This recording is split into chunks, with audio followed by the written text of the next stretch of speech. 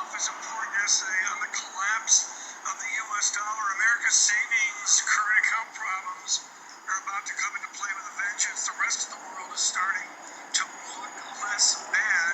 A weaker dollar, it would boost U.S. competitiveness, but only for a while. Notwithstanding the hubris of American exceptionalism, no leading nation has ever devalued its way to sustain prosperity. Stephen Roach, could it be that big of a dollar move where we move from depreciation to a consideration of devaluation? Well, Tom, I mean, the problem with the U.S. and its saving current account balances is that they were already setting us up for a problem before the pandemic hit.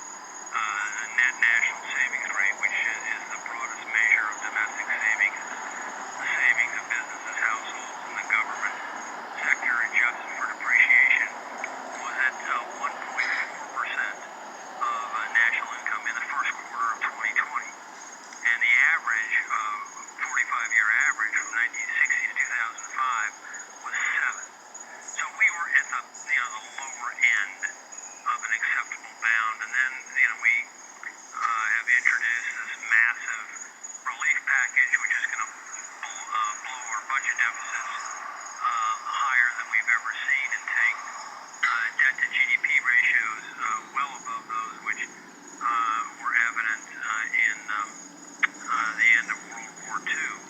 So I look at that and I say, okay, with deficits up, with debt up, with savings likely to go sharply into negative territory, which is going to be even worse than it was during the global financial crisis, the current account is probably going to exceed its prior record of minus 6.3% of GDP in 2005, and currencies are designed to cushion the blow of an exploding current account in the context of weak domestic savings. So I think a dollar decline is inevitable.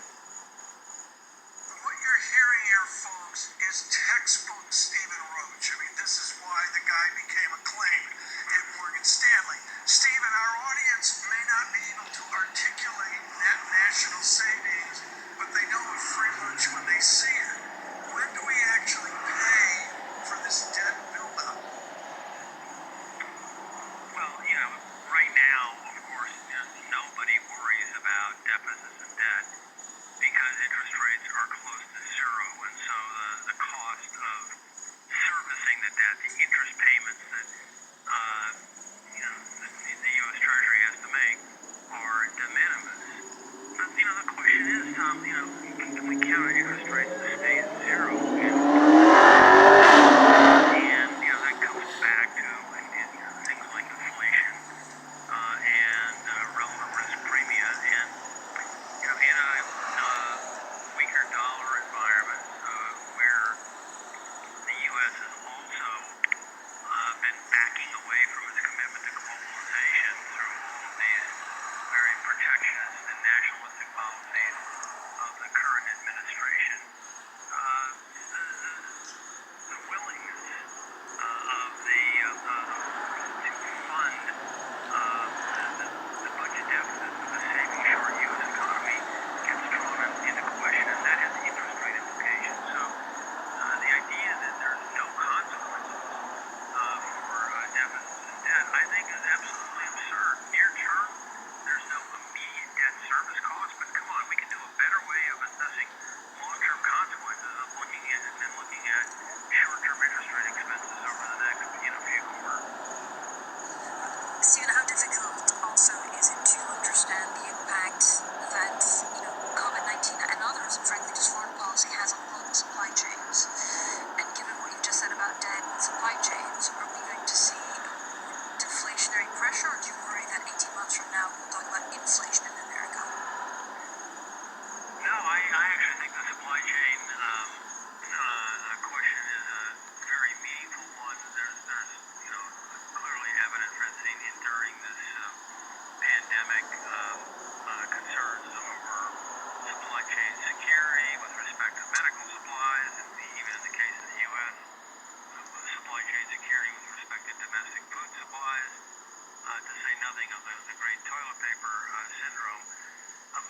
we believe, and this was articulated by a pathetic editorial written in the New York Times several weeks ago by U.S. Trade Representative Robert Lighthizer, that all we got to do is just,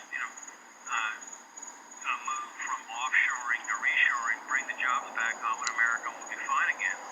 Well, what Mr. Lighthizer, who's a lawyer and knows nothing about economics, doesn't realize is that with reshoring comes moving production back to higher cost domestic platforms, which is inflationary for the U.S. and is a functional equivalent of a tax hike on American consumers.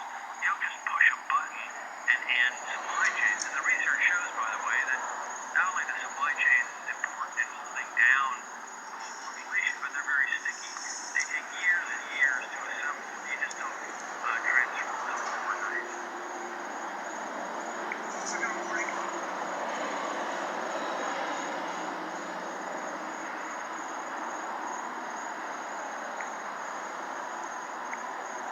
Let's get serious about divorce for a minute.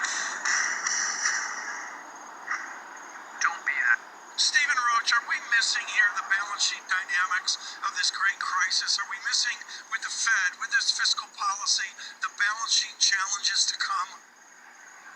Yeah, absolutely, Tom. I mean, let's just take my favorite metric of balance or lack thereof in the United States, the net national savings rate, the combined savings of businesses, individuals, and the government sector adjusted for depreciation. It stood at 2.9% on a revised basis of national income before the pandemic hit. It's going into record territory right now because exploding budget deficits are more than offsetting the boost in household savings. What that means is a massive record current account deficit, and it's one of many reasons why I have taken a very strong and bearish view on the U.S. dollar, which has been very weak in the last few months. I think this is the early stages of the dollar's decline. I'm upset, folks, because I want to do like a 4-hour conversation on this. You don't hear this too often about net national savings, but this is like Econ 101 with Dr. Roach.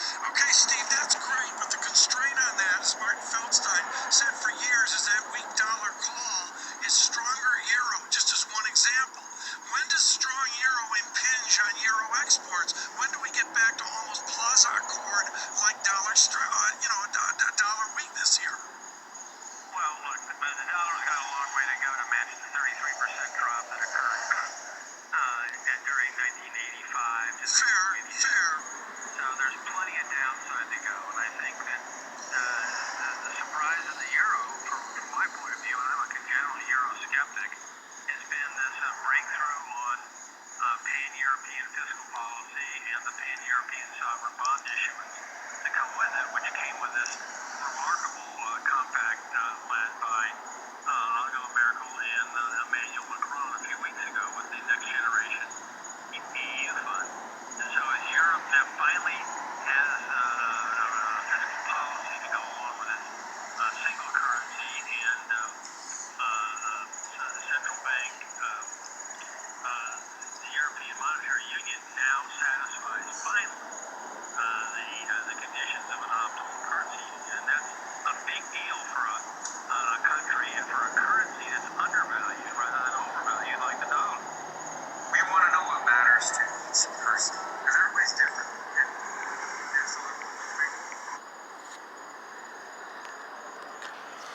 Shalom. Foremost, I want to start out by giving all praise to Yahweh Bashem Yahshua Bashem Rakadash. Salutation to the elders and apostles of GMS groups and ones alike teach 100% truth. Shalom Barakathum to them for their edification and knowledge. And double honors to the elders and apostles of GMS groups and ones alike teach 100% truth. Shalom Barakathum to them. And foremost, before anything, give all praise to Yahweh Bahashem Yahshua Bahashem Rakadash. Now that was 2 videos relating to Bloomberg and Markets. One was 2 months ago and the other one was 2 weeks ago, relating to pretty much the declining of the dollar. I want to go to a few scriptures relating to money. I want to go to 1 Timothy's 6 and 10.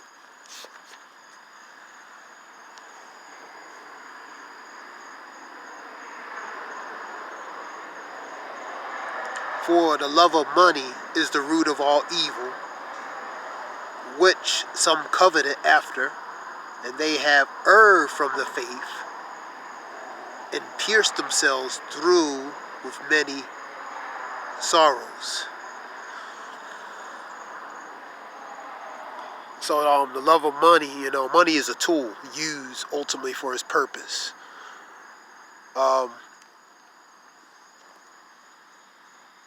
So the love of money, when it becomes where money pretty much controls you and you don't control it, or vice versa, then that's when it becomes a problematic, because money itself is not evil.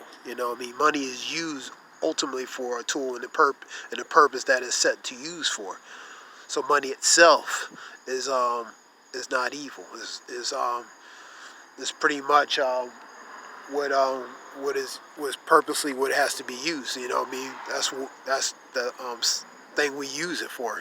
For different things. Money is a temporary thing. It's temporary, and you can't take it with you when you leave. So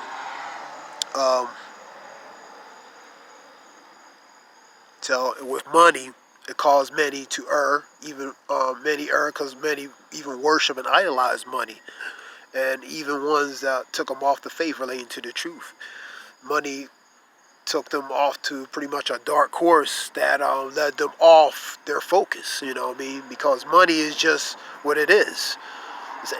It's an inanimate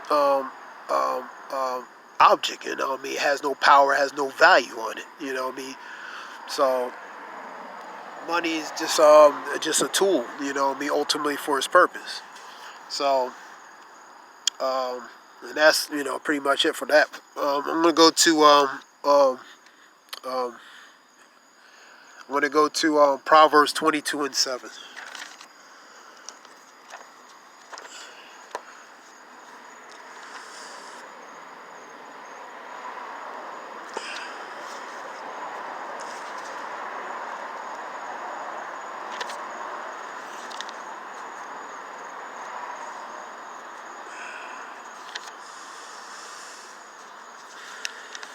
It's Proverbs 22:7.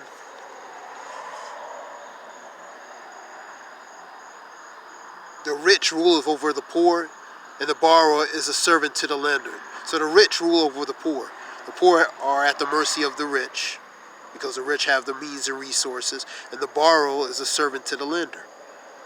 This relates to lack of financial freedom, also being at the mercy financially to the ones that you have to borrow and pretty much that rule over you. So you're at their mercy, and pretty much until that debt's paid.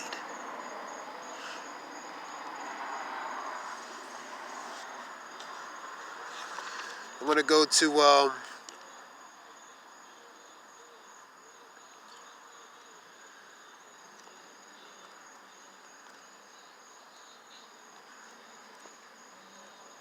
relating to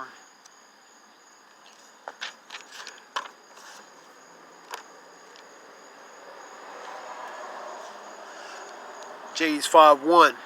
Woe to the rich man. Trusting in your riches. Your riches are not going to protect you in the day of wrath, in the day of the Lord's wrath. Paraphrasing. So your money's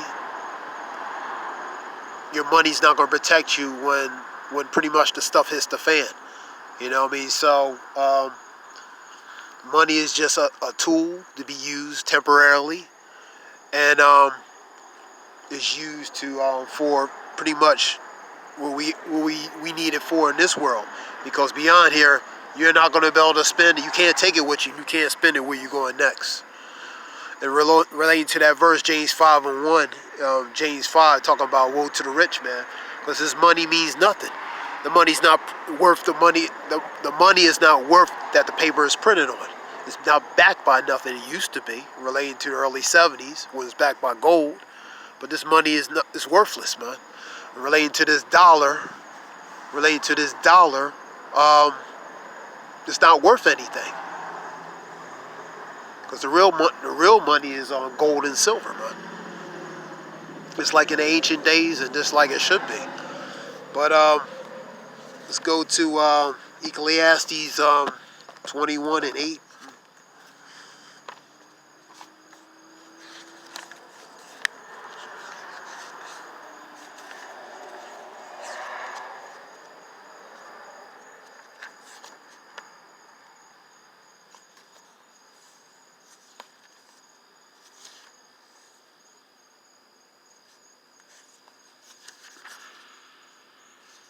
21:8.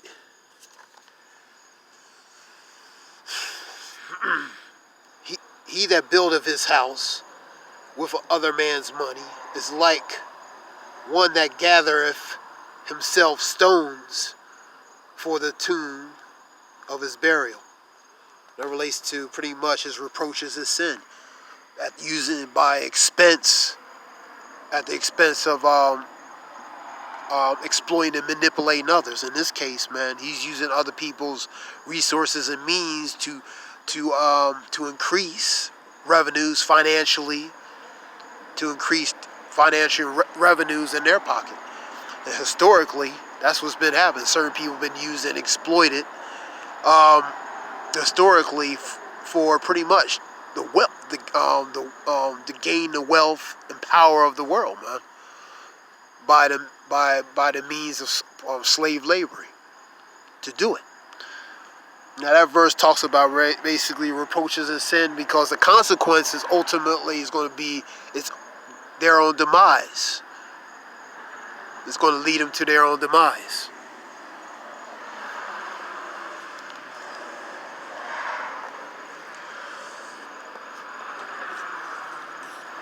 And this relates 21:8, so it relates to sins basically.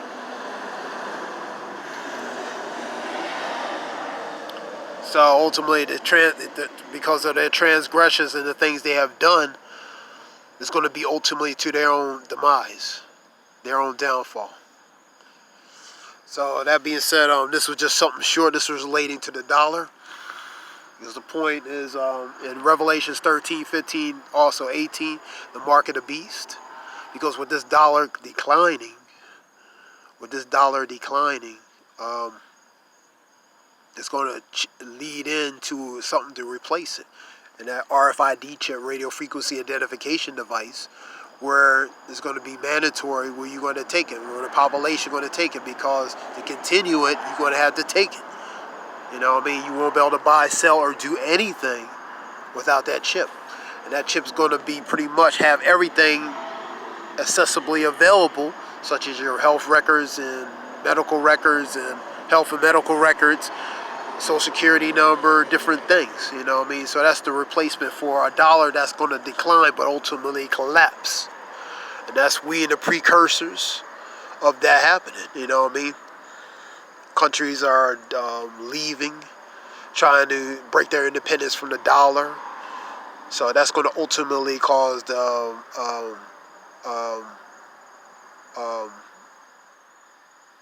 downfall, the continuing downfall of the dollar itself as well. So a lot of things are happening, man. These are just precursors. I hope this, whoever listened, I hope it benefited in some way. Give all praise to Yahweh Bashem Yahshua Bashem Rakadesh. The Water Shalom. Thanks.